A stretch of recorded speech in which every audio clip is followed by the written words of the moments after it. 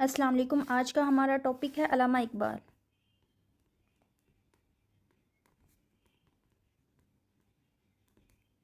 ये तो तकरीबन सबको ही आता होगा, लेकिन हम थोड़ा डिफरेंट वे में पढ़ेंगे। उसकी थ्योरी हमने क्योंकि पढ़नी है, कॉन्टेक्स्ट और ये सब।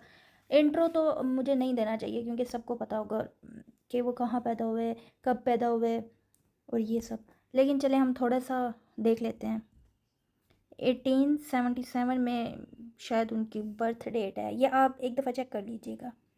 नहीं, हाँ सही है, 1877 में। और बेसिक एजुकेशन उन्होंने सियालकोट से ली। Then he came to Lahore, और फिर जीसी गवर्नमेंट कॉलेज था, वहाँ पे उन्होंने अपना बीए और एमए कंप्लीट किया। देन उसके बाद ही स्टडी फ़िलोसफ़ी। फ़िलोसफ़ी के बाद then he went to Europe. Europe चले गए and do his PhD in philosophy and bar at law in बरतानिया।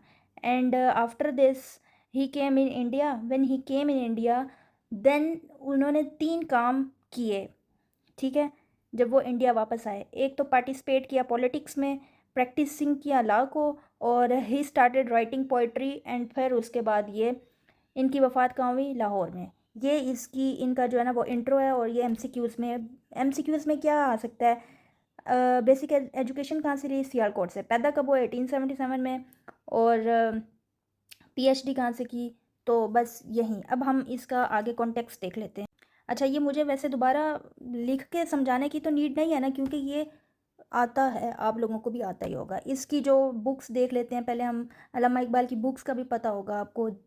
बांगे दरा लिखा, शिकवा जवाब शिकवा, और भी बहुत सारी बुक्स हैं, वो आप खुद देख लीजिएगा। चलें, इसकी अब हम थ्योरी पे देख लेते हैं, बात कर लेते हैं।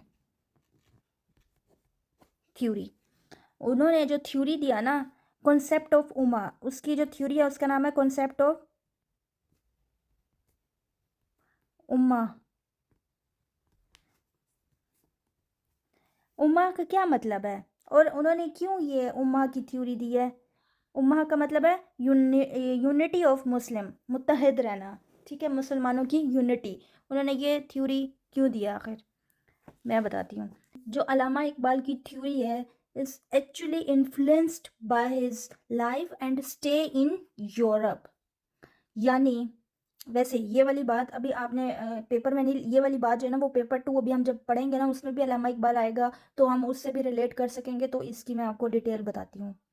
जब वो इंडिया में थे ना, ठीक है, तो उन्होंने स्टडी की फ़िलोसफ़ी को।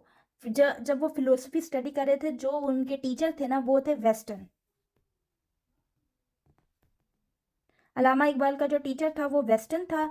तो उसकी जो थिंकिंग होगी टीचर की, क्योंकि वो वेस्टर्न थिंकर था, उसकी फ़िलोसफ़ी भी वेस्टर्न होगी, उसकी थिंकिंग भी वेस्टर्न होगी, उसका वे ऑफ टॉकिंग मतलब हर लिहाज उसका वेस्टर्न तरीके से होगा। तो जो अलामा इकबाल उससे उस टीचर से देख के सीखते थे वो फ़िलोसफ़ी भी, तो उसका इंटरेस्ट क्या हो गया था? वेस्टर्न थिंकिंग, वेस्टर्न फ़िलोसफ़ी पे, ठीक है। तो उसने ना जो स्टडी किया वो सारा वेस्टर्न किया, तो उसके ऊपर इम्पैक्ट क्या पड़ा?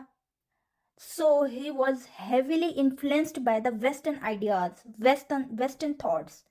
तो वो वेस्टर्न थॉट्स, वेस्टर्न आइडियाज़ पे उसका अल्लामा इकबाल के ऊपर इम्पैक्ट पड़ा। उससे क्या हुआ? उसने ना एक कॉन्सेप्ट दिया, concept of nationhood. Concept of nationhood, ये कॉन्सेप्ट क्यों दिया? कॉन्सेप्ट ऑफ नेशनहुड किससे? अपने वेस्टर्न सर से इन्फ्लुएंस्ड होके। क्योंकि जो टीचर, जाहिर बात है, टीचर की जैसी नेचर, जैसे टीचर होगा वो वैसी चीज़ें सिखाएगा। वेस्टर्न टीचर था तो वेस्टर्न चीज़ें, वेस्टर्न फिलोसफी सब वेस्टर्न अल्लामा इकबाल सीख रहे थे। तो उस वो इन्फ्लुएंस बहुत था इस चीज़ से, तो इसलिए उसने एक theory the, concept of, theory नहीं मतलब वो इन्फ्लुएंस्ड होकर ना एक कॉन्सेप्ट दिया कि कॉन्सेप्ट ऑफ नेशनहुड का। अब इसमें नेशनहुड कॉन्सेप्ट में क्या बात है? एज वी नो, जैसे कि मैंने ये बात की है आपको कि Allama Iqbal was influenced by the western concept, western ideas, and in particular was the idea of nationhood. ये जो आइडिया था ये भी वेस्टर्न आइडिया था। नेशनहुड का जो आइडिया है ये वेस्टर्न आइडिया है। कि रीज़न क्या थी? बिकॉज ऑफ वेस्टर्न टीचर की वजह से। अब वेस्ट में नेशनहुड का कॉन्सेप्ट क्या है वो ज़रा हम रीड करते हैं। ये हम आगे जाके भी रीड करेंगे, लेकिन मैं आपको ना हिंट दे देती हूँ। ये हम आगे जाके ना अगले लेक्चर में या फिर उससे अगले लेक्चर में ये नेशनहुड का हम पढ़ेंगे। अभी मैं आपको ना थोड़ा सा हिंट दे देती हूँ, कॉन्सेप्ट थोड़ा सा दे देती हूँ। नेशनहुड का ये था, जो वेस्टर्न कॉन्सेप्ट ऑफ स्टेट थी वो ड्राइव हुई थी फ्रॉम 1648 में, एक ट्रीटी हुई थी। उस ट्रीटी में, ये लिखना नहीं है आपने, ये आपने इसकी थ्योरी में नहीं लिखना, ये मैं आपको वैसे ही बता रही हूँ पेपर में, बट ये आगे पढ़ेंगे हम, आगे मैं इसको एलेबोरेट करूँगी, अभी जस्ट मैं आपको वैसे ही बता रही हूँ कॉन्सेप्ट। तो इस ट्रीटी में क्या था, डिफरेंट वेस्ट स्टेट जो थी वो आई, इकट्ठे बैठे, एंड दे डू एग्रीमेंट। उस एग्रीमेंट का नाम था कॉन्सेप्ट ऑफ नेशनहुड। सब स्टेट्स आके बैठी और उन्होंने एक ट्रीटी साइन किया 1648 में, और उस कॉन्सेप्ट का नाम है कॉन्सेप्ट ऑफ नेशनहुड।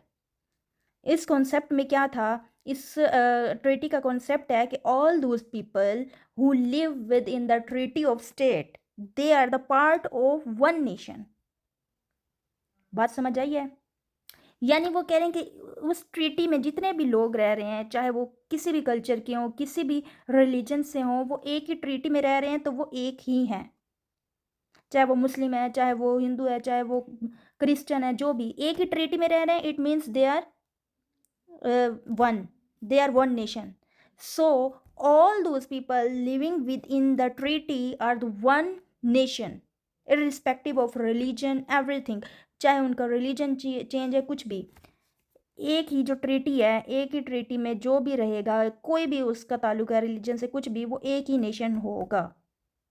ये बात समझ आई है? ये क्या था कॉन्सेप्ट ऑफ नेशनहुड, ये वेस्टर्न कॉन्सेप्ट था। तो जब अलामा इकबाल ये इस कॉन्सेप्ट को उन्होंने स्टडी किया, इस कॉन्सेप्ट को देखा, क्योंकि उनके वेस्टर्न टीचर था, उनका पढ़ाने का तरीका भी इसी तरह वेस्टर्न था, तो वो क्या हुए, इन्फ्लुएंस्ड हुए इस नेशन से, इस थ्योरी से। तो अलामा इकबाल इन्फ्लुएंस्ड होकर, अलामा इकबाल ने एक बोला था कि सारे जहाँ से अच्छा हिंदुस्तान हमारा, हिंदुस्तान हमारा, उसने बोला। हमारा का मीन क्या है, ऑल पीपल रेदर देन मुस्लिम और नॉट, तमाम लोग, चाहे वो मुसलमान है चाहे वो नहीं है, वो क्या है, एक ही ट्रीटी में, तो एक ही वो नेशन है। ठीक है, क्यों उन्होंने ऐसा कहा, because of he was influenced by the western nationhood, and therefore he believe in India nationalism, India nationalism, इसलिए उन्होंने इंडिया नेशनलिज्म पे बिलीव करना स्टार्ट कर दिया। मीन जो टेरिटरी में है ना, वो सब। अच्छा, अब ये जो है ना, अभी वो उन्होंने स्टडी की थी इंडिया में। अभी हमने इंट्रो में पढ़ा था, later on they went to Europe, Europe में चले गए थे और वहाँ से उन्होंने अपनी पीएचडी कंप्लीट की थी। उसके बाद जब उन्होंने यहाँ से फ़िलोसफी एमए मतलब जितनी स्टडी की थी, उसके बाद जब पीएचडी करने के लिए वो यूरोप गए, ठीक है, अब वो यूरोप चले गए। यहाँ पे उन्होंने क्या स्टडी किया, वेस्टर्न थिंकिंग। जब वो यूरोप में आए, ही वेंट टू यूरोप। अच्छा, यूरोप में ना, वहाँ जाके जो वेस्टर्न आइडियाज़ थे, ये जो आइडियाज़ थे जो इन्होंने टीचर से पढ़े थे, वो आइडियाज़ पहले जस्ट उन्होंने स्टडी किया, तो वो जाके अब यूरोप में जाके देखा उन्होंने। He had seen, he had observed western way of life, western ways के सारे तरीके देखे, सब ऑब्जर्व किया। अच्छा, एक बात बताएं, उसकी स्टडी कौन सी फील्ड में थी, what was his field of study in philosophy Europe में? अच्छा, फिलोसफी तो वो पढ़ रहे थे, फिलोसफी की कौन सी फील्ड थी, what was his field of study in philosophy? उनकी जो फील्ड थी उसका नाम था the development of metaphysics in Persian. Persian में वो मेटाफिजिक्स को स्टडी कर रहे थे, मेटाफिजिक्स। अच्छा, मेटाफिजिक्स क्या होता है? मेटाफिजिक्स का मतलब है समथिंग बियॉन्ड मटेरियल थिंग। इसको मैं एलेबोरेट करके समझाती हूँ। मेटाफिजिक्स वो स्टडी है, जैसे अब जो नॉन फिजिकल थिंग्स होते हैं ना, कि नॉन फिजिकल थिंग्स पे बिलीव करना, जैसे काली बिल्ली आई और इसने रास्ता काटा तो ऐसा होगा, जैसे कि जैसे मंगल को वैसा हो सकता है, मतलब जो सुपरस्टिशंस थिंग्स होती हैं ना, ठीक है, उसको मेटाफिजिक्स कहते हैं। जो नॉन फिजिकल थिंग्स होते हैं उन पे बिलीव करना। जैसे जो सुपर नेचुरल थिंग्स होती है ना, सुपर नेचुरल में क्या आता है, ये परियां, ये जिन्नात, मतलब जो हमें नॉन फिजिकल थिंग्स होते हैं जो हमें नज़र नहीं आती, ये पार्ट ऑफ मेटाफिजिक्स है। और ये सुपर नेचुरल जो बताइए, और सुपर स्टेशन जो मतलब कोई भी चीज़ वहम, इन शॉर्ट जो हमारा वहम होता है, ठीक है, सुपर स्टेशन वहम को कहते हैं। और ऐसी चीज़ों पर बिलीव करना जो हमने देखी ना हो, नॉन फिजिकल थिंग्स हों। तो ये इस पे वो स्टडी कर रहे थे, उनकी पीएचडी इसमें थी। अच्छा, इन सब में ना Iqbal was thinking on the development of Islamic mysticism in Persian. वो इस्लामिक पे स्टडी कर रहे थे, मेटाफर में इस्लामी के ऊपर, जैसे ये इस्लाम में रूह का कॉन्सेप्ट और ये सब, ये वो स्टडी कर रहे थे। पहले जब वो मुल्क में रहा था, अपने कंट्री में था, तो वो वेस्ट पढ़ रहे थे, और जब वो वेस्ट में आया, जब वेस्ट में आया तो उसने इस्लाम को पर्शियन स्टडी की, उसके कॉन्सेप्ट, इस्लाम का कॉन्सेप्ट लिया, इस्लाम का मेटाफिजिक्स पढ़ा। when he studied the Islam and observed the Western societies, क्योंकि वेस्टर्न सोसाइटीज़ को भी ऑब्जर्व किया, एक चीज़ ऑब्जर्व कर रहे हैं आप और एक चीज़ आप उसके उलट स्टडी। अच्छा, तो वो स्टडी इस्लाम को कर रहे थे, और जो है ना वो कल्चर जो देख रहे थे वो कौन सा देख रहे थे, वेस्टर्न। ठीक है, when he study the Islam and observe the western societies he came to a conclusion, वो एक कंक्लूजन पे आए कि that Islam is a different set of life, different set of way of life, कि इस्लाम तो एक डिफरेंट वे है। Islam provide an entire different world of ideas. Islam is a parallel universe from the west, कि west से different है, west civilization से different है, वेस्ट कल्चर से डिफरेंट है, वेस्ट डेवलपमेंट से टोटली डिफरेंट है, different from Islamic values, Islamic model of development, everything in Islam is different from west. ठीक है, अल्लामा इकबाल कहते हैं, अपनी मिल्लत पे कयास अक़वाम मगरिब से ना कर, ख़ास है तरकीब कौम रसूल हाशमी। इसका क्या मतलब है? वो कहता है Islam is distinctive religion, you can't compare it with west. कि वेस्ट के हालात जब उसने देखा और इस्लाम को जब स्टडी किया, उसने कहा Islam is the complete code of life. How, मैंने कैसे मतलब कंपेयर किया कि वेस्टर्न ये वाली कैसे मैंने थिंकिंग दी, जबकि इस्लाम में तो कंप्लीट सारा कुछ बताया हुआ है। Islam is a distinctive religion, you can't compare it with west. When he study Islam, और उसे ये ख्याल आया कि जब उसने सब ऑब्ज़र्व किया।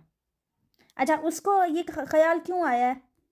Y why he think that के इस्लाम इज़ गुड? पहले तो वो कहता था कि इंडिया जो है वो नेशनलिज्म होना चाहिए, कॉन्सेप्ट ऑफ नेशनलिज्म दे रहा था, वेस्टर्न थिंकिंग बोल रहा था। उसको ये ख्याल तब आया जब when he observe western societies, so therefore when he return, जब वो वापस आया अपने मुल्क, ही हैड डिफरेंट अंडरस्टैंडिंग, उसका कॉन्सेप्ट ही डिफरेंट हो गया था, उसका थिंकिंग लेवल ही कम्प्लीटली चेंज हो गया था। अच्छा, अब मुझे ये बताएं, अगर अल्लामा इकबाल यूरोप ना जाता तो उसकी थिंकिंग चेंज होती? नेवर, उसकी थिंकिंग कभी चेंज ना होती। जब वो गया, उसने खुद देखा चीज़ों को, तो उसकी थिंकिंग चेंज होगी। तो ये किस वजह से हुआ उसकी थिंकिंग चेंज हुई है? क्योंकि जब वो यूरोप गया, उसने अपनी आंखों से चीज़ें देखी, देन ही से दैट इस्लाम जो है वो कंप्लीट कोड ऑफ लाइफ है। So as he thinking was change and therefore his concept of nationalhood was change. जब उसकी थिंकिंग चेंज हुई तो उसका कॉन्सेप्ट ऑफ इंडियन नेशनलिज्म था, कॉन्सेप्ट ऑफ ये जो नेशनहुड था, वो भी टोटली चेंज हो गया।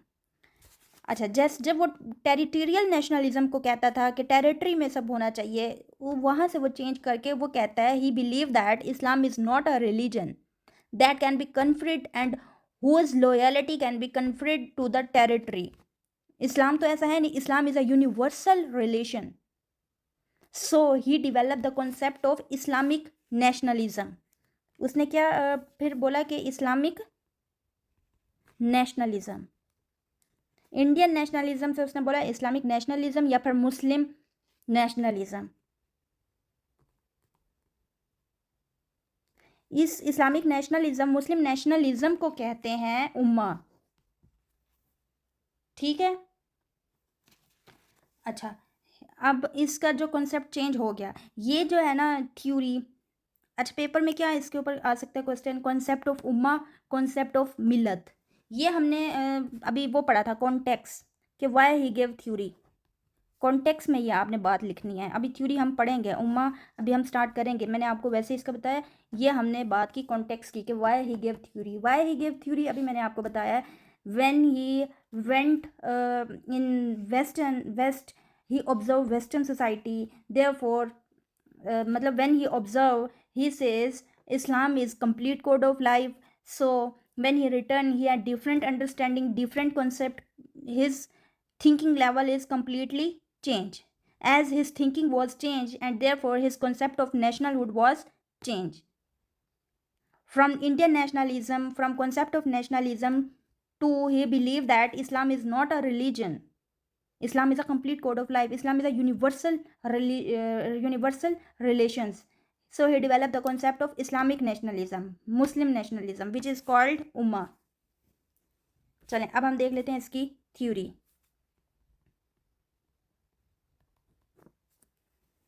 थ्योरी में अल्लामा इकबाल अपनी थ्योरी स्टार्ट करता है इससे. वो कहता है कि जो है ना मुसलमानों में, there are 2 elements of believe to unite Muslim. मुसलमानों को मुत्तहद करने के 2 एलिमेंट्स हैं, 2 बिलीव हैं.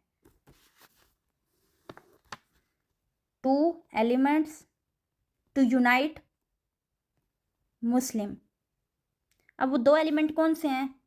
पहला है the concept of oneness of Allah, जिसे हम उर्दू में वहदानियत कहते हैं. वहदानियत, ठीक है. Concept of oneness. वो कहता है every Muslim irrespective of his colour, his ideology, his culture, they have one thing common which is believe in Allah. हर इंसान, चाहे उसका रंगत क्या है, चाहे उसका आइडियोलॉजी क्या है, वो क्या सोचता है, उसका कल्चर क्या है, उसकी कास्ट क्या है, ये नहीं डिपेंड करता. डिपेंड करता है कि हर इंसान में क्या कॉमन है, उसका बिलीव इन अल्लाह. ठीक है. जो अल्लाह पे बिलीव करता है, जो अल्लाह पे, जो वहदानियत पे बिलीव करता है, चाहे उसकी चीज़ डिफरेंट हो, उसका कलर डिफरेंट हो, उसकी कास्ट डिफरेंट हो, उसकी आइडियोलॉजी डिफरेंट हो, उसका कल्चर डिफरेंट हो, वो फिर भी क्या है, वो यूनाइटेड मुस्लिम है. वो एक, उसका ताल्लुक तमाम मुसलमानों के साथ है, चाहे वो जिस मर्जी ज़ात से ताल्लुक़ रखता है, जिस मर्जी स्टेट में बैठा रहता है, चाहे वो दुनिया के दूसरे कोने में भी अगर वो उसमें वहदानियत है, तो वो इधर एक इंसान बैठा है और इधर एक इंसान बैठा है, ये भी वहदानियत रखता है, ये भी, चाहे ये इसकी कल्चर, इसका सब डिफरेंट है, इसका भी डिफरेंट है, लेकिन ये दोनों आपस में क्या है, लिंक करते हैं. और ये क्या लिंक बनवा रहा है? वहदानियत. इसलिए है ना कि तमाम मुसलमान भाई भाई हैं.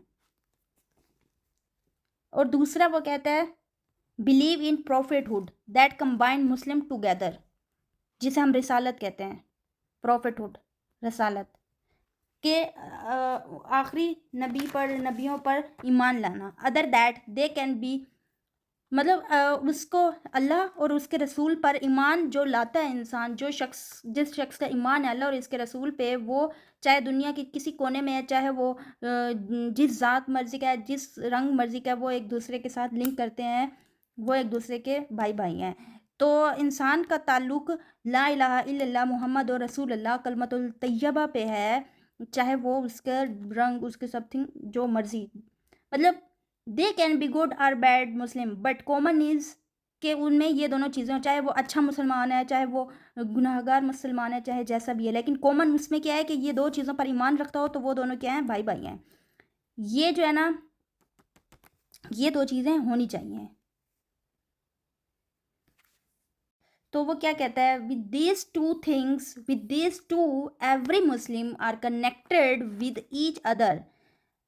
The loyalty, the unity among Muslim is believe in these 2 things, और this is called उम्मा. यही 2 जो है ना, वो क्या है, उम्मा. So उम्मा क्या है? उम्मा is the connection, is the unity between all Muslim wherever they have. दुनिया के किसी भी कोने में हैं, but if they have these 2 things, they are connected each other. So in short, in Islam, nationalism is derived from Ummah. Nationalism is derived from Ummah. अच्छा, अब वो कह रहे हैं ये जो कॉन्सेप्ट है ना उम्मा का, उसके लिए उम्मा रिक्वायर्ड अ मर्द मोमिन. वो कहता है उम्मा के लिए मर्द मोमिन होना लाजमी है, और हर मुसलमान मोमिन नहीं होता. नॉट एवरी मुस्लिम इज़ मोमिन. मोमिन कौन है? मोमिन is that Muslim who has the element of खुदी.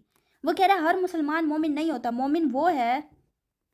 मोमिन वो होगा जिसमें खुदी होगी. खुदी, ठीक है. अब खुदी किस में होगी? ठीक है. अल्लामा इकबाल कहता है कि हर मुसलमान मोमिन नहीं है, मोमिन वो होगा जिसमें खुदी होगी। As per Islam Allah is the creator of all universe, he has every power. Allah जो पावर है वो लिमिटलेस है। अगर अल्लाह की पावर लिमिटलेस है तो उसने अल्लाह की जो पावर है वो लिमिटलेस है, ठीक है। तो उसने ना, अल्लाह पाक ने बहुत सारी मखलूक़ात बनाई हैं। ही क्रिएट सो मैनी स्पीशीज़, बहुत सारी वैराइटीज़ ऑफ इंसान बनाए हैं, वैराइटीज़ ऑफ लोग बनाए हैं, डिफरेंट मखलूक़ात हैं, डिफरेंट थिंग्स हैं, इंसान हैं, जिन हैं। तमाम क्रिएशन में अल्लाह ताला ने हाईएस्ट किसको रखा है? ह्यूमंस को। ह्यूमंस आर अशरफुल मखलूक़ात। ह्यूमंस जो हैं वो नाइब हैं, खलीफा बनाया है। बाकी तमाम creation are lower, Muslims are higher than all creation, ठीक है। फॉर अब देखें, ये अल्लाह ताला है ना, यहाँ पे अल्लाह ने ह्यूमंस को रखा है, ह्यूमंस के नीचे बाकी ऑल क्रिएशन है, इवन दो फरिश्ते, all creation. Human have also being powers, इंसान को अल्लाह ताला ने पावर्स दी हैं, अल्लाह ताला ने उनको डिफरेंट एबिलिटीज़ दी हैं, डिफरेंट पावर्स दी हैं, डिफरेंट थिंकिंग दिया है, ठीक है। And if a person realised it how abilities he is, then it is called खुदी। खुदी किसको कहते हैं? कि वो इंसान जिसको पता चल जाए कि अल्लाह ताला ने उसको कितनी एबिलिटीज़ से नवाजा है, कितनी पावर से नवाजा है, उसको कहते हैं खुदी। मतलब realisation of your potential, realisation of your abilities, realisation of your power is called खुदी। सेल्फ रियलाइजेशन को खुदी बोला है। और तमाम ह्यूमन बीइंग्स, सिर्फ मुसलमान की बात नहीं हो रही, all human beings are powerful. अब how we found our realization, how we find our self realization, our potential, our खुदी। हम अपने खुदी कैसे फाइंड करेंगे, कि कैसे पता चलेगा कि हम अपनी खुदी को फाइंड करें, हम अपनी पावर्स को फाइंड करें? सो यू कैन रियलाइज खुदी को अचीव करने के लिए कुछ ऐसी चीज़ें हैं जो आपको करनी पड़ेंगी। अल्लामा इकबाल ने मेथड बताया फॉर सेल्फ रियलाइजेशन के लिए। उनमें से एक है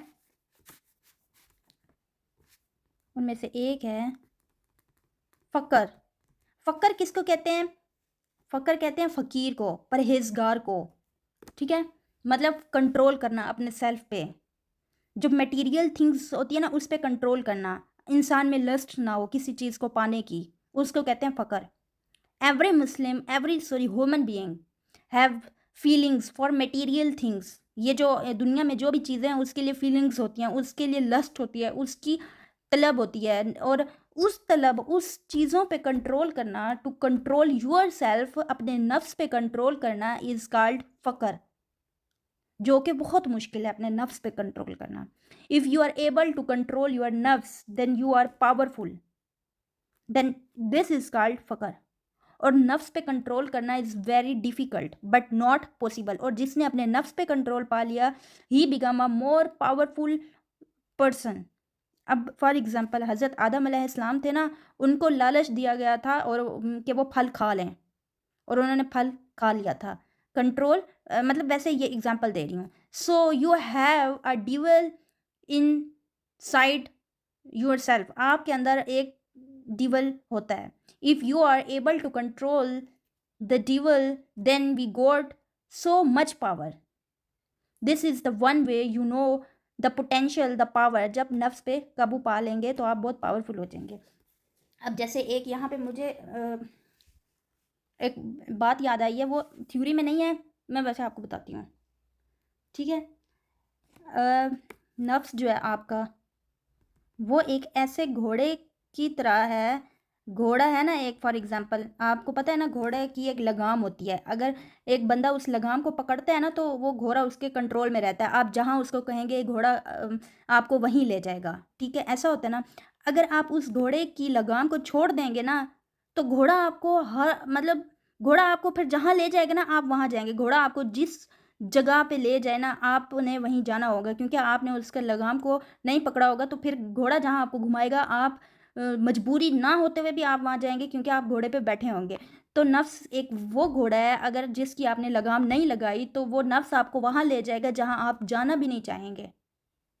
बट अगर आपने उसको कंट्रोल कर लिया, that means you control your नफ्स। जहाँ आप चाहेंगे वहाँ आप अपने नफ्स को ले जाएंगे, मतलब कंट्रोल। अब एक वाक़या बताती हूँ। एक आदमी था, बूढ़ा था काफ़ी। ही वांट टू प्रे नमाज। वो कहता है मैं नमाज़ पढ़ना चाहता हूँ, ये वॉशरूम है और यहाँ से यहाँ तक मैंने वज़ू करना है 4 कदम चल के और सामने मस्जिद है, ये मस्जिद नमाज़ पढ़ना चाहता हूँ बट मैं उठ नहीं पा रहा, मुझे इजाज़त मतलब मैं चाह रहा हूँ नमाज़ पढ़ूँ बट मैं नहीं जा सकता नमाज़ पढ़ने के लिए, नेक्स्ट आ जाती है नमाज़ का टाइम। तो मतलब उसने सारी ज़िंदगी अपने घोड़े को, नफ्स को लगाम नहीं लगाई, अब नफ्स, घोड़ा उसको जहाँ ले जाएगा, अब वो चाहते हुए भी वो काम नहीं कर पा रहा। दिस इज़ कॉल्ड नफ्स। आप ऐसा ना हो कि कहीं टाइम इतना गुजर जाए कि आप अपने उस लगाम को कंट्रोल ना कर सकें, उससे पहले आप उसको पकड़ लें। सो आज से ही जो काम आपको मुश्किल लगे ना, वो आप खुद के साथ, पहली जंग होती है खुद के साथ जंग करना। खुद के साथ आप अपनी जंग जब स्टार्ट कर देंगे ना, उस दिन आप अपने आप को कहीं और पाएँगे। और ये कहीं न कहीं आपके साथ भी होता होगा। आपका दिल करता होगा कि यार मैं नमाज़ पढ़ूँ, लेकिन आप कहते हो कि अच्छा कल से स्टार्ट करूँगा, अच्छा परसों से स्टार्ट करूँगा। ये जो कल से स्टार्ट करूँगा, ये जो परसों से स्टार्ट करूँगा, इवन तो कोई भी काम हो, नमाज़ नहीं उसके अलावा कोई भी अच्छा काम हो, कोई भी पढ़ाई का, कोई भी अच्छा, आप कहते होंगे कल से। वो जो कल से स्टार्ट करना इज़ योर नफ्स, इज़ योर घोड़ा जिसको आपने लगाम उसके हाथ में छोड़ी हुई है। अब घोड़ा जहाँ चाह रहा है आपको लेके जा रहा है। आप सही होना भी चाहते हैं, लेकिन क्योंकि आपने उसकी लगाम नहीं पकड़ी हुई, इसलिए आप ना चाहते हुए भी वो सही नहीं कर रहे। If you got my point, so उम्मीद है आपको मेरा पॉइंट समझ आया होगा। ये ज़्यादा लंबा हो गया, चलिए नेक्स्ट पे आ जाते हैं। इश्क। इश्क जो है ना वो है, अल्लामा इकबाल कहता है human have been given this power to connect with other. इश्क वो पावर है जिससे आप कनेक्ट कर सकते हैं लोगों से और अल्लाह से। चले मैं ना इसको शॉर्ट करके बताऊंगी क्योंकि टाइम बहुत हो गया। इश्क जो है ना वो, अल्लामा इकबाल कहता है इश्क वो चीज़ है जिससे आप कनेक्ट कर सकते हैं खुदा से भी और लोगों से भी। किससे? स्पिरिचुअली आप अपने रूह कनेक्ट कर सकते हैं, ठीक है। Connection of soul is called ishq. और खुदी को जो स्ट्रॉन्ग बनाता है वो इश्क है। इश्क में मतलब आप follow your heart not your mind. जो दिमाग को फॉलो करता है ना, it means he is following, वो सेल्फिश है और वो उसको शैतान को मतलब फॉलो करे। दिमागी जो आते हैं वसवसे वो शैतान की तरफ से। But if you follow your heart, दिल को फॉलो करते हैं, तो इट मीन्स आप अपने जो स्पिरिचुअल आपकी रूह है वो कनेक्ट कर रहे हैं, ठीक है। वो किसी भी से मतलब रूह का जो ताल्लुक होता है एक इंसान से दूसरे इंसान फीलिंग्स के थ्रू कनेक्ट हो जाता है अपने रब से, किसी भी चाहे वो लोग हों, ठीक है। सो ही बिलीव जो फ़क्र है वो और जो इश्क है वो एक वे है खुदी को पाने का। इसकी रेलेवेंस देख लेते हैं। आपको पता है पाकिस्तान मूवमेंट हुई, टू नेशन थ्योरी, ये सब लिंक करते हैं आज के दौर में अगर रेलेवेंस देखें, ठीक है। तो ये था आज का टॉपिक अल्लामा इकबाल का और बहुत ही ईजी था। उम्मीद है आपको समझ आ गई होगी।